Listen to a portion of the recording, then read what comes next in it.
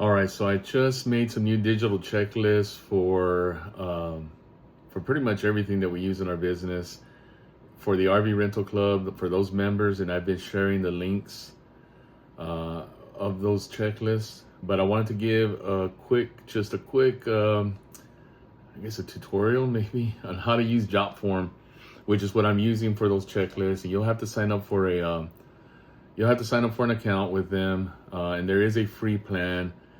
Includes like 5 checklists, but if you go beyond that, you have to get on one of the paid plans. And then if you want to start uploading more pictures, like my training checklist has an option to do pictures, or you could just take that off. That's the thing about this; they're very customizable. What I'm providing is a template, and you can take that template and change it to whatever you need to change it to. You take things off, add things, whatever you need to do. But it's kind of like a foundation for you guys. I think that I was trying to use Google Forms. I had shared a couple of those, but I just think Jotform is a lot better, and even using the paid plan, if you're using it as a business, and you're serious about it, I really don't think it's that bad of a deal. So check it out. But let me just show you kind of how to customize those and kind of a tour around the website, which is also an app. Which when I'm doing the actual training forms, I'm using the app on the iPad or the iPhone. But this is going to be on the PC just so you can see how to set it up. All right, let's take a look. All right, so once you click on the links that I have provided in the Facebook group, and these are probably going to be in the folders too. If you're new to the club and you're seeing this, they're also in the Facebook files. But anyway, when you click on the link, it should take you to the template. And it may actually look like this.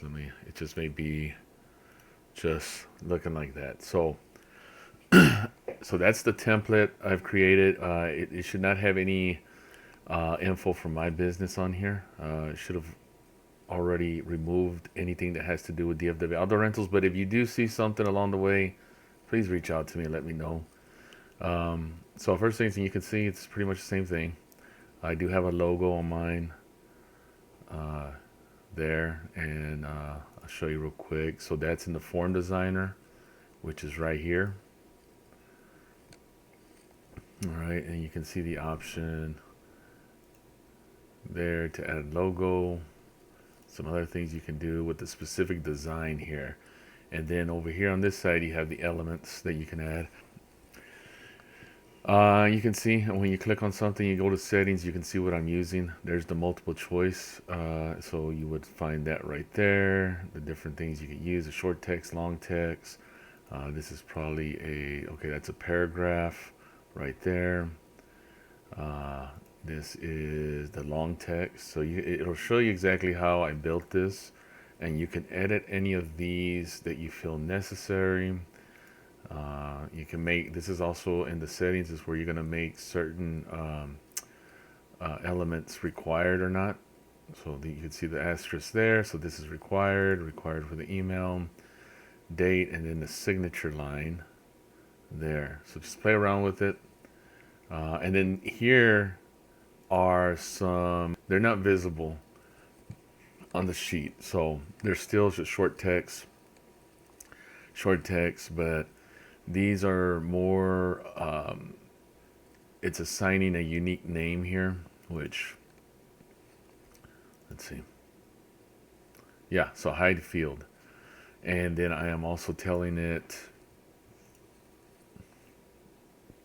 the field label is res ID, and I have not said anything on this one, but the next step here is to assign this a value so that when it saves it as a name. So I haven't gotten to that point yet. These are mainly just coming through as emails, and I have them there, but you can use fields like this to save them in a Google Drive as you finish them and stuff like that, as they get filled out.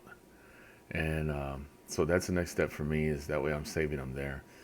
You can also add the pictures box, which is on on the training checklist for the motorhomes and the trailers, I have a section for pictures that uploads, and then those pictures also get sent when you email. Now, speaking of email, if you go to settings here, and we'll go to mine, and you can see in settings and emails, I have the notification to come to me, and then I have a notification to go to whatever is in the email field, which is why I have it required here, because then